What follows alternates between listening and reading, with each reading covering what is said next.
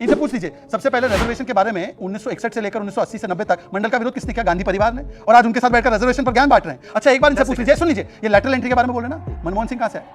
मनमोहन सिंह खुद lateral entry है, बता रहे बोले मनमोहन सिंह एंटी रिजर्वेशन। सुन लीजिए, और आखिरी बात इनसे पूछना चाहता हूं, ये जो हमारे शिवसेना के जो कहते हैं, मैं शिवसेना कहूं, सावरकर जी का असली तो हमारे साथ है, ये तो नकली है, ये तो फर्जी है। आइए देखते मजा आएगा। पिक्चर चालू करो बे। दो छोटे और सवाल। स्वर्गीय बाला साहब ठाकरे जी ने वैसे तो कहा था कि कांग्रेस के साथ मैं कभी हाथ नहीं मिलाऊंगा। उन्होंने एक व्यक्ति के खिलाफ तो खुलकर बोला था, वो है अबू आजमी। अबू आजमी ने याकूब मेमन की पैरवी की थी। सुनिए, अगर याकूब मेमन की जमानत हो गई होती तो शायद ये केस और अच्छा। याकूब मेमन मुंबई का हत्यारा जिसने बॉम्ब ब्लास्ट कराया, और उसी याकूब मेमन की पैरवी करने वाले अबू आजमी से कौन मिलता है मातोश्री में बाला साहब ठाकरे जी के पोस्टर पिक्चर के सामने? उद्धव ठाकरे। अरे बाप रे, ये तो धोती खोल रहा है। पूछना चाहता हूं, क्या आपने माफ कर दिया? ये वही अबू आजमी है जिसने बाला साहब ठाकरे जी को किस प्रकार से ओल्ड और सीनाइल गालियां बकी थी। आज उनके साथ आ गए, पटका नहीं पट्टा डाल दिया इन्होंने कांग्रेस और समाजवादी पार्टी, पट्टा डाल दिया। बात तो सही है। ये अबू आजमी से मिलने की क्या आवश्यकता पड़ी? इसमें ज्यादा अनकंफर्टेबल ये अनवर गुदरिया, इनकी पार्टी के हैं भाई, इनकी पार्टी के मुंबई चीफ हैं वो।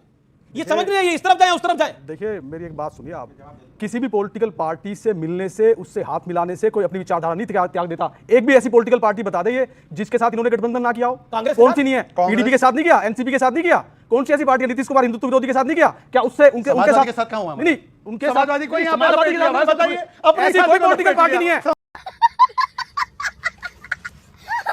समाजवादी के साथ कौन सा? ऐसी कोई बीच में बोल रहे हैं। देखिए, ऐसी कोई पॉलिटिकल पार्टी नहीं है जो हिंदुत्व विरोधी ना हो, कांग्रेस को एक दो को छोड़कर, जिनके साथ इन्होंने गठबंधन ना किया हो। किसी के साथ गठबंधन करने से इसका पटका डालने पर बीजेपी ने इसको बड़ा विषय बना दिया है।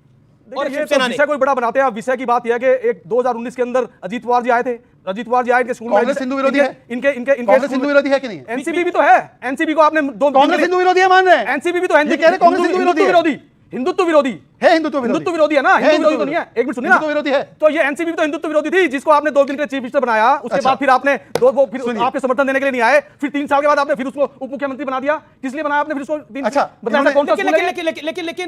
लेकिन पॉइंट ये है कि उद्धव ठाकरे का जो कांग्रेस का पटका डालने वाला विषय है, उसको बीजेपी बड़ा बना रही है। लेकिन सवाल कुछ है। क्या सवाल है आपको? बोलिए। अभी मजा आएगा ना। 270 पे मेरा सवाल है इंडी गठबंधन से। जी सर, ये चुनाव से पहले तो ये संविधान लेके करते थे, ये संविधान खतरे में है, खतरे में, खतरे में। फिर ये 370 वहाँ पे लागू क्यों कर रहे हैं? वहाँ पे क्यों कर रहे हैं? दूसरा सवाल मुझे पूरी इन लोगों सभी लोगों से है, सर बलात्कार वर्सेस बलात्कार क्यों कर रहे हैं? बहुत अच्छी बात है, बहुत अच्छी बात है, बहुत अच्छी बात है। लेकिन जो पहला सवाल है वो भी अच्छा सवाल है कि ये संविधान लेके घूम रहे थे। दोनों अच्छे हैं, दोनों अच्छे हैं। आप ही की तरफ है, दूसरा भी आप ही की तरफ है। आप कहां खुश होने लगे? कम से कम 370 पे तो सवाल है।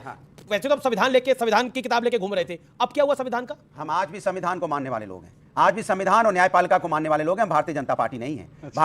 अच्छा, हमको सिखा रिया है। जनता पार्टी हर चीज अपने सुविधा अनुसार करेगी। संविधान में आरक्षण है, आरक्षण खत्म करने की अगर मंशा किसी के अंदर है, पल रही है, तो भारतीय जनता पार्टी पल रही है। आप आईएएस यूपीएससी के एग्जाम बिना दिलाए आप 45 लोग भर्ती करना चाहते थे। क्यों भर्ती करना चाहते थे? फिर लोग यूपीएससी की तैयारी क्यों करते हैं भाई? जब आप नहीं जब लेटरल एंट्री आप इनडायरेक्ट इंटरव्यू के माध्यम से भर्ती कर लेंगे, तो फिर क्यों यूपीएससी की तैयारी हो रही थी? इसके मतलब आरक्षण छीनने की आपकी मंशा थी, और आप अपने जैसे विचारधारा के लोगों को भर्ती करने की मंशा आपकी थी। तभी आपने 45 भर्तियां निकाली थी। बाद में हम लोग खड़े हुए संविधान की रक्षा के लिए, तब आपने वापस की। इसी तरह से आपको वापस करना पड़ेगा। सुन लीजिए कान खोल के, अग्निवीर योजना भी आपको वापस करनी पड़ेगी, और पेंशन स्कीम भी आपको लागू करनी पड़ेगी। हम लागू करवा के रहेंगे। केवल एक वाक्य, बाप को भेज, तेरे बस की बात नहीं। केवल एक वाक्य, संविधान के साथ है, यूसीसी के साथ खिलाफ।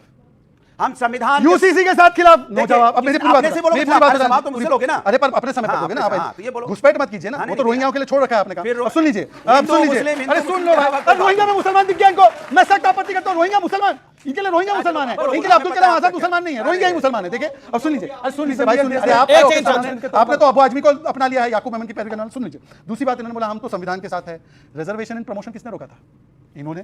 इनसे पूछ लीजिए, सबसे पहले रिजर्वेशन के बारे में 1961 से लेकर 1980 से 90 तक मंडल का विरोध किसने किया? गांधी परिवार ने। और आज उनके साथ बैठकर रिजर्वेशन पर ज्ञान बांट रहे हैं। अच्छा, एक बार इनसे पूछ लीजिए, सुन लीजिए, ये लेटरल एंट्री के बारे में बोले ना, मनमोहन सिंह कहां से है? मनमोहन सिंह खुद लेटरल एंट्री है, बता रहे बोले मनमोहन सिंह एंटी रिजर्वेशन। सुन लीजिए, और आखिरी बात इनसे पूछना चाहता हूं, ये जो हमारे शिवसेना के जो कहते हैं, मैं शिवसेना कहूं, सावरकर जी का असली तो हमारे साथ है, ये तो नकली है, ये तो फर्जी है। गजब बेइज्जती है। इनका चेक करना पड़ेगा, इनका चेक करना पड़ेगा, इनका सर्टिफिकेट चेक करना पड़ेगा।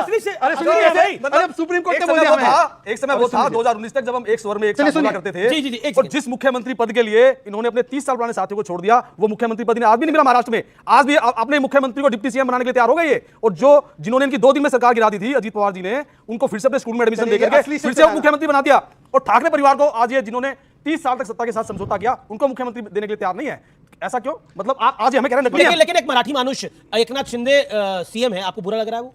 नहीं, हमें बुरा नहीं लग रहा। बाला नहीं लग रहा? नहीं, हमें देखिए अब कुछ बातें ऐसी हैं, जैसे हमारा शिवसेना का एक ही एजेंडा था, बाला साहब ये चाहते थे एक शिव सैनिक जो है वो महाराष्ट्र का मुख्यमंत्री हो, उनका ये सपना था। अगर तुम लोग नए हो तो सब्सक्राइब करो, वो जो लाल वाला बटन है उसके साथ स्कैम करो या फिर महफिल जमाओ, मुझे नहीं पता, बस क्लिक हो जाना चाहिए। अब मैं भी जा रहा हूं, मुझे पार्क में स्टंट्स मारने जाना है।